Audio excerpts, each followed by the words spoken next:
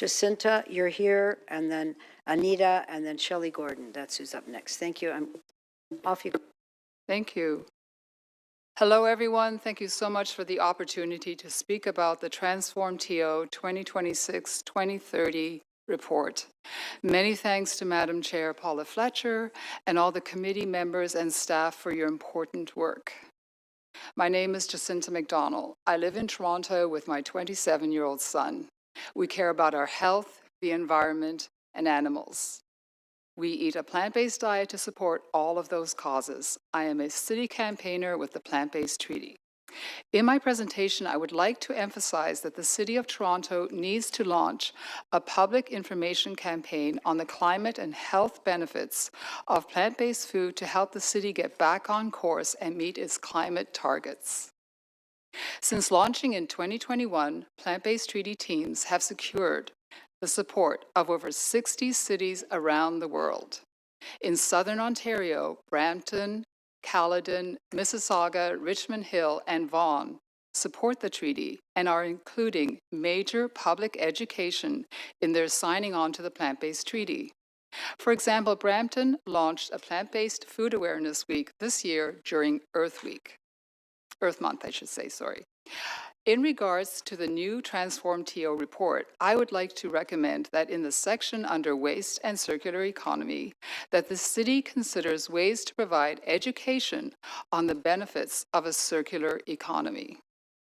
Posters on the TTC with information that there is evidence that a plant-based diet is healthy for all stages of life and definitely better for the planet would be amazing. Canada's food guide is 87% plant-based, and the glass of milk has been replaced with a glass of water.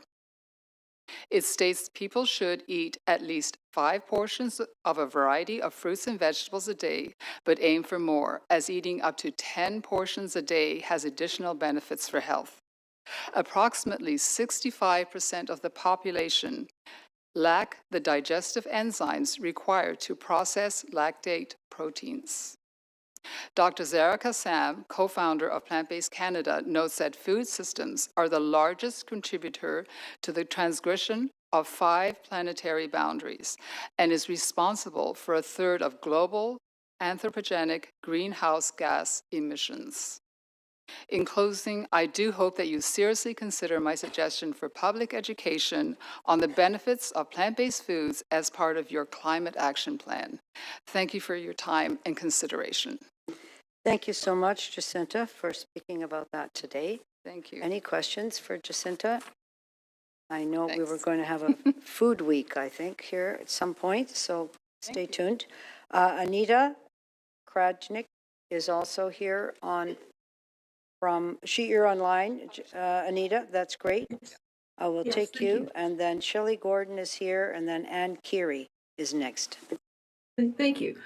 I think we'd like to see, sorry, I'm just gonna. Could you just speak up a tiny bit or get closer so we can hear you, please? Sure. Thank you. Hi, thank you. Like Jacinta, we'd like to see public education as well as menu change and efforts towards diet change. We'd like to see the food system as a separate chapter to the Transform TO Net Zero strategy, because even if we phase out fossil fuels, emissions from our current food system would take us over 1.5 degrees Celsius.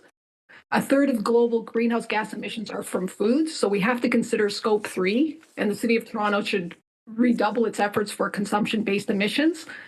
Globally, 36% of methane emissions are from animals raised for food. We are transgressing planetary boundaries, 7 of them. Climate is just one of them. But the food system is responsible for transgressing 5 of those planetary boundaries, such as biodiversity, land use, phosphorus and nitrogen, and freshwater use, ocean acidification. Globally, 4 billion hectares of land is used for farming. If people went plant-based, that would be 1 billion. That's a 3/4 reduction. We do need a holistic ecological framework, such as donut economics. And it's good to hear that Councillor Amber Morley went to Singapore to a conference on circular economies. So in this approach, numbers are attached to different boundaries. So for example, greening cities it would involve 20 to 25% of every kilometer of urban environments to be covered by greenery. And I'd like to see that in the Transform TO initiative. We'd like to see climate hero programs. So, for example, Muskoka District Council introduced a climate hero program for its citizens. And we've developed a plant-based climate hero leaflet with many initiatives that individuals can take. If you look at carbon labeling, you can eat 10 vegan burgers for the same climate cost as an average beef burger. So the savings are enormous. If you look at plant-based milk, the impact of plant-based milk, such as oat milk versus dairy milk, is it has 10 times less land use, and also huge implications for greenhouse gas emissions, acidification, eutrophication, and water use. Again, it's not just about carbon, and we shouldn't have a carbon tunnel vision. We should be looking at all the planetary boundaries as well as all the UN Sustainable Development Goals. With respect to health, we think the city should promote cooking demonstrations like a lot of other cities do. For example, you could promote eating more vegetables and fruits and things like the green smoothie. Thank you very much. Thank you so much for that. Any questions of the deputant? Any questions for Anita? No, thank you, Anita.